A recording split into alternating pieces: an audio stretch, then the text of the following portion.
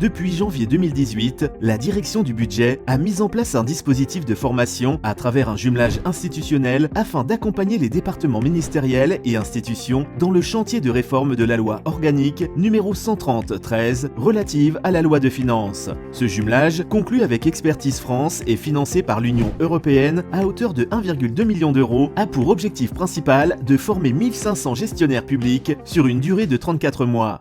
Donc ce jumelage, je pense, occupe une place tout à fait centrale dans la coopération de l'Union européenne avec le Royaume du Maroc. Et dans ce cadre, l'amélioration de la gestion publique et notamment de la gestion financière de l'administration marocaine est un élément clé d'amélioration des performances de ces différents appuis qui sont mis en œuvre par l'Union européenne. Selon vous, quels sont les points forts de ce jumelage de formation de la loi organique relative à la loi de finances ? Alors je crois qu'on peut retenir 3 points forts.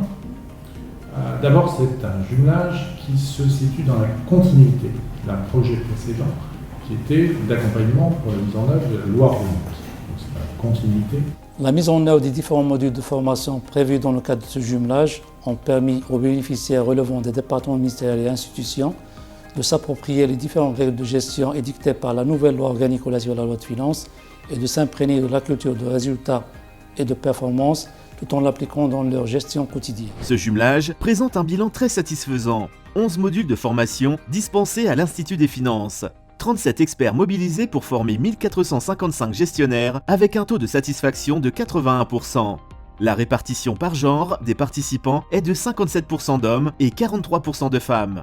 La structure par statut correspondant à 55% des cadres et 45% de responsables. L'IDF, dans ce sens, était un partenaire de la direction du budget pour accompagner la mise en œuvre de la LOF et garantir les conditions favorables pour une formation de qualité. Les thématiques portent sur la programmation budgétaire en mode LOF, la mise en place et le suivi de la performance dans l'administration ainsi que l'ingénierie de la formation.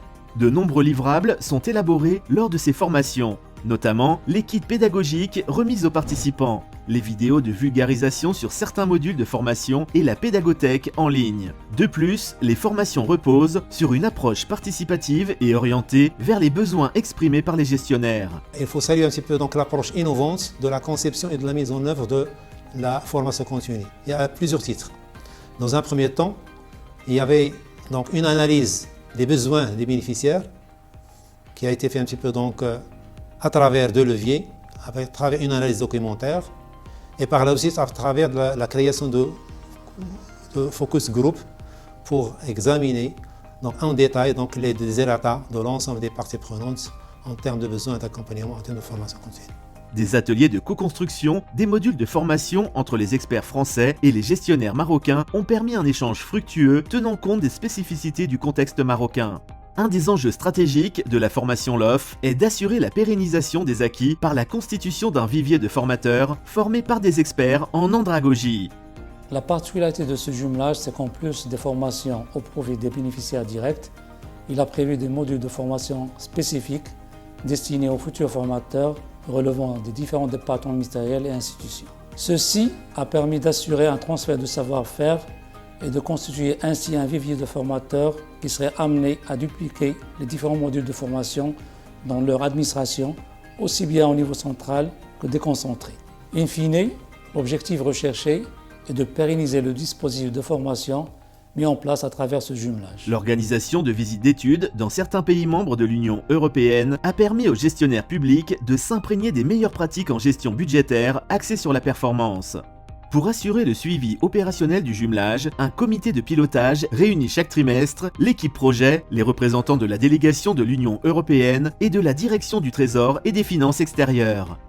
Un bilan qualitatif positif peut être dressé. Les formations se sont déroulées avec une implication forte des formés, des échanges entre pairs, un véritable partage d'expériences entre les gestionnaires publics. Je suis ravi de la spontanéité des échanges d'expériences. La participation des fonctionnaires marocains a toujours été assez vive, dynamique, en recherche justement d'informations, de documentation, d'apprentissage. Ce qui me vient spontanément, c'est la manifestation d'un vif intérêt effectivement pour la matière. Le succès du projet a reposé sur des relations de travail quotidiennes et professionnelles entre les équipes marocaines et françaises. Le dernier semestre du jumelage a été marqué par la pandémie du Covid-19, ce qui a nécessité de s'adapter avec la mise en place de formations à distance grâce à l'intégration de nouveaux outils numériques. Ce jumelage européen se termine aujourd'hui, marquant une avancée concrète par la constitution d'un vivier de formateurs LOF au sein de l'administration marocaine.